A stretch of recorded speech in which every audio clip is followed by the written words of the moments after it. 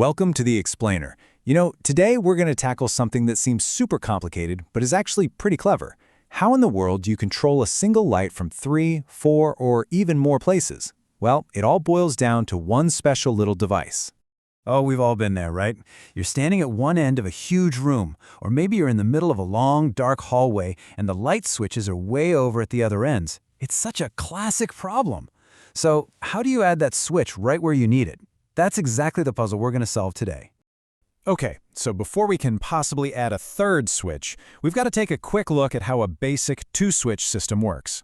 This is the foundation for everything that follows, and I bet you already have this exact setup somewhere in your home. Right. This is what's called a three-way switch system. It's the go-to for any room with two entrances. Like the top and bottom of a staircase or at both ends of a hallway. Two switches, one light. Seems simple. But what's the magic behind how it actually works? So, the real secret here, the thing that makes it all work, are these two special wires. They're called traveler wires. They basically create two different lanes on a highway for the electricity to drive down between the switches. When you flip either switch, you're just telling the electricity which lane to take, and that's how you can turn the light on or off from either end. All right, so a three-way switch is perfect for two spots, no problem. But what happens when two just isn't enough? Well, this is where it gets really interesting. Think about it. If you've got a big open-plan living room with 3 different doors, or a long basement with a few different ways in, you really need that third point of control. Now, you might think, hey, I'll just add another three-way switch, but nope, you can't do that. The circuit just wasn't designed for it. It would completely break the system. So, to solve this puzzle, we need a totally different piece of hardware.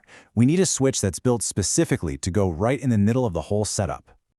And this is it, the four-way switch. You'll also hear it called an intermediate switch. And honestly, that name is perfect, because its entire purpose is to live right in between the two three-way switches we already have.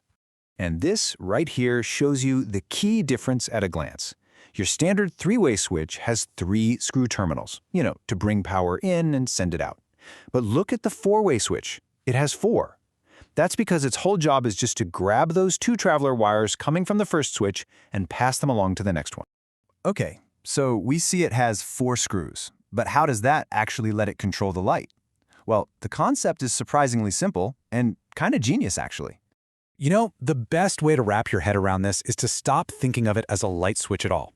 Instead, picture those 2 traveler wires as a pair of train tracks. The four-way switch, then, is just the mechanism that can swap which track the train is on. So check this out. In one position, the four-way switch is basically invisible. It just creates a straight path.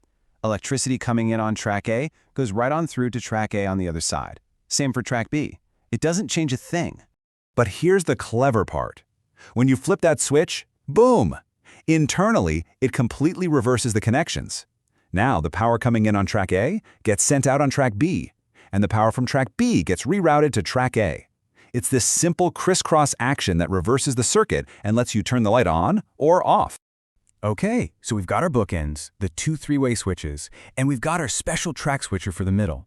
Let's put it all together and see the full picture. So just imagine our normal setup. You've got one three-way switch where the power comes in, and the other three-way switch at the end, right by the light. But critically, we're going to leave a space in the traveler wires that run between them. And now, it's as simple as this. We take our four-way switch and just plug it right into that gap we left. The traveler wires from the first switch connect to one side, and the wires going to the second switch connect to the other. It just slots right in. And that's really it. By putting that track switcher in the middle, you've created a circuit where every single switch, all 3 of them, can change the state of the light. Each one can now either complete the circuit to turn the light on or break it to turn it off. So let's just recap real quick. Think of it like this. The 2 three-way switches are the bread of your sandwich. They're on the ends. And the four-way switch is the filling in the middle.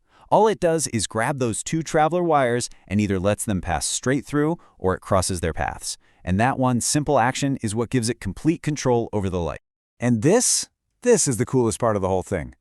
What if you need even more switches? 4, 5, 6 locations? Well, the logic is exactly the same. You just keep your 2 three-way switches on the ends, and then you just keep adding more 4-way switches in a row, right in the middle. It's an incredibly elegant and scalable solution to what seems like a really tricky problem.